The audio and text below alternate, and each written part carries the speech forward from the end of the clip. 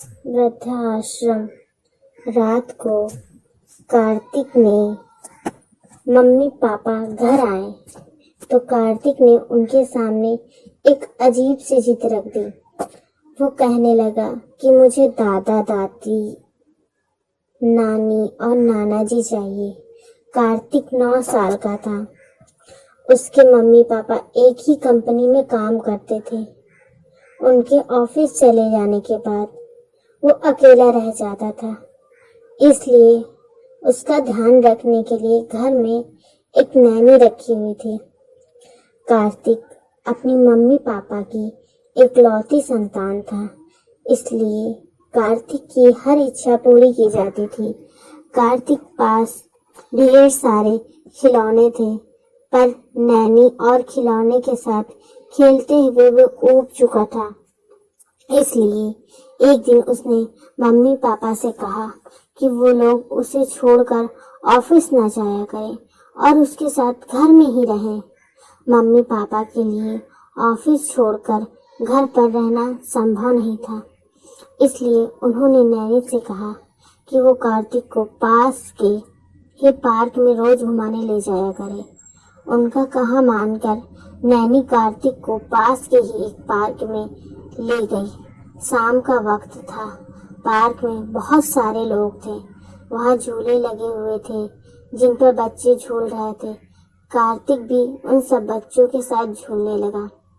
ये तुम्हारी नैनी है? कार्तिक ने उस बच्चे से पूछा। नहीं, वो मेरी दादी है, मुझे बहुत प्यार करती हैं, उस बच्चे ने कहा और भागकर अपनी दादी के पास चला गया। दीदी, आपकी भी दादी हैं? कार्तिक ने अपनी नैनी से पूछा।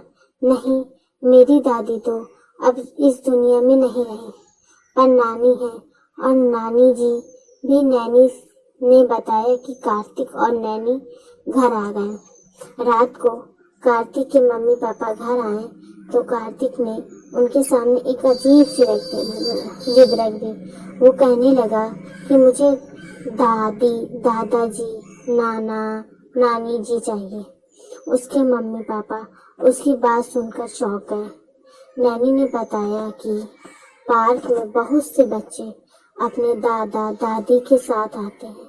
उन्हें देखकर ही कार्तिक के मन में यह बात आई।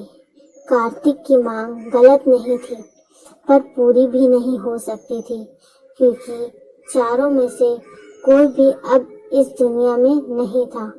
और रही रिश्तेदारों की बात, तो उसके मम्मी पापा दूसरे शहर में रहते हैं और रिश्तेदार दूसरे शहर में थे। मम्मी पापा ने कार्तिक को समझाने की बहुत कोशिश की, मगर वो नहीं समझा। उसने नैनी के साथ पार्क जाना भी बंद कर दिया और हमेशा चुप चुप और चिढ़ा हुआ रहने लगा। कार्तिक की ऐसी हालत देखकर उसके पापा को एक उपाय सूझी। चलो आज हम दादाजी, दादी, नानी और नाना जी सबसे मिलेंगे, कार्तिक के पापा ने कहा। कार्तिक बहुत खुश हुआ। फिर उसके मम्मी पापा उसे एक वृद्धाश्रम ले गए। कार्तिक को देखकर वृद्धाश्रम में मौजूद वृद्ध लोग बहुत खुश हुए। उन्हें कार्तिक के रूप में एक पोता मिल गया था और कार्तिक को दादा दादी, कार्तिक सभी के साथ खूब खेलता रहा। फिर वो लोग रोज शाम को वृद्धाश्रम के लोगों से मिलने जाने लगे।